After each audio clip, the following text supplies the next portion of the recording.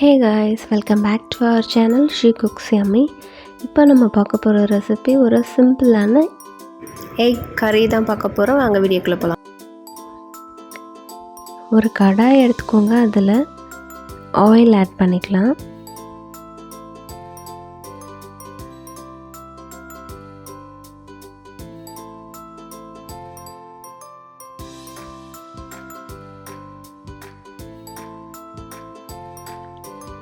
Oil heat ஆனதும் பட்டை, கிராம்பு, கொஞ்சமாக சோம்பு ரொம்ப கம்மியாக எடுத்துக்கோங்க. அதுக்கப்புறம் ஸ்டார் ஆனிஸ் இது எல்லாத்தையும் சேர்த்து நல்லா பொரிய விட்டுக்கலாம். நெக்ஸ்ட்டு ஆனியன் ஆட் பண்ணி நல்லா வதக்கிக்கோங்க. அது கூடவே கொஞ்சம் கருவேப்பிலை ஆட் பண்ணிக்கோங்க.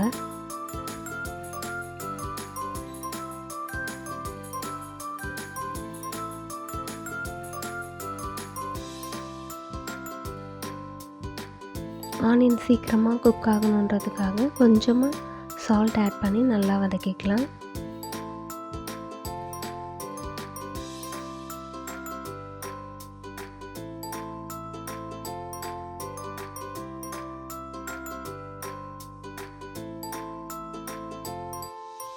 இப்போ ஆனியன் 50% குக் ஆகிடுச்சு. இந்த ஸ்டேஜில் நம்ம ஜிஞ்சர் கார்லிக் பேஸ்ட் ஆட் பண்ணி ரா ஸ்மெல் போகிற வரைக்கும் நல்லா வதக்கிக்கலாம்.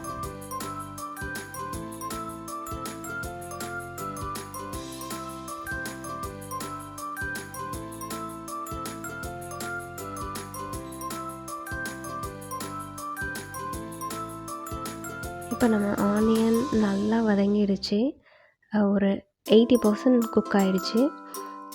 இப்போ நம்ம தக்காளி ஆட் பண்ணி நல்லா வதக்கிக்கலாம். தக்காளியும் நல்லா வதங்கணும்.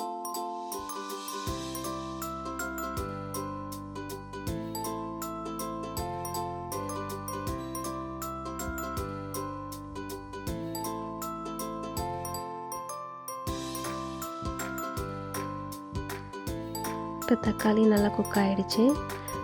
இந்த ஸ்டேஜில் நம்ம குழம்பு மிளகாய் பொடி,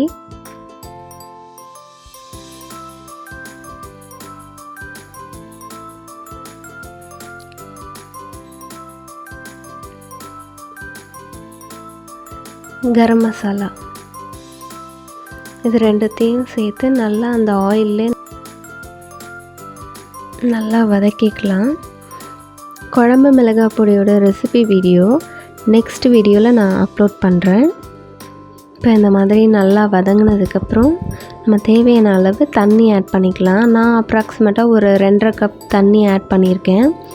நார்மலாக நம்ம செய்கிற கிரேவிக்கு ஊற்றுற தண்ணியை விட எக்ஸ்ட்ரா தான் நம்ம ஊற்றணும். ஏன்னா நம்ம பாயில் பண்ணி எக்கை போட போகிறதில்ல, நம்ம அப்படியே உடச்சி ஊற்றுறதுனால அது குக் ஆகிறதுக்கும் டைம் கொடுக்கணும். ஸோ கிரேவி அப்புறம் ரொம்ப திக்காகிடும். அதனால் நம்ம தண்ணி கொஞ்சம் எக்ஸஸாகவே விடணும். தேவையான அளவு உப்பு சேர்த்து நல்லா கொதிக்க விட்டுக்கலாம். இப்போது தேங்காய், சோம்பு சேர்ந்து அரைச்ச பேஸ்ட் ஆட் பண்ணி நல்லா கொதிக்க விட்டுக்கலாம். இப்போ தேங்காய் நல்லா ரா ஸ்மெல் போய் நல்லா கொதித்ததுக்கப்புறம் ஒரு எக்காக ஆட் பண்ணிக்கலாம்.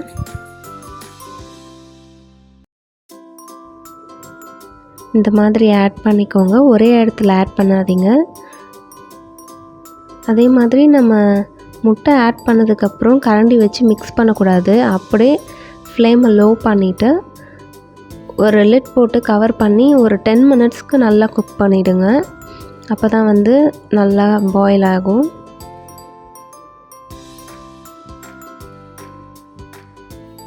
இப்போ கரெக்டாக வெந்துருச்சு முட்டை 10 மினிட்ஸ்க்கு அப்புறம்.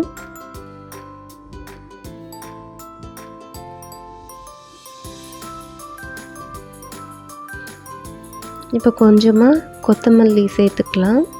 கொத்தமல்லி சேர்த்துட்டு ஒரு 2 மினிட்ஸ் மட்டும் க்ளோஸ் பண்ணி வைங்க. அதுக்கப்புறம் சர்வ் பண்ணிக்கலாம். இப்போ சூப்பரான எக் கறி ரெடி ஆகிடுச்சு. எல்லோரும் ட்ரை பண்ணுங்கள். ரொம்ப சிம்பிளான ரெசிபி தான், டைமும் ரொம்ப எடுக்காது. இது ஒயிட் ரைஸ், சப்பாத்தி, இட்லி, தோசை இது கூடலாம் பெஸ்ட்டு காம்பினேஷன்னு சொல்லலாம். ரொம்ப சிம்பிளாக இருக்கிறதுனால எல்லோரும் கண்டிப்பாக ட்ரை பண்ணுங்கள்.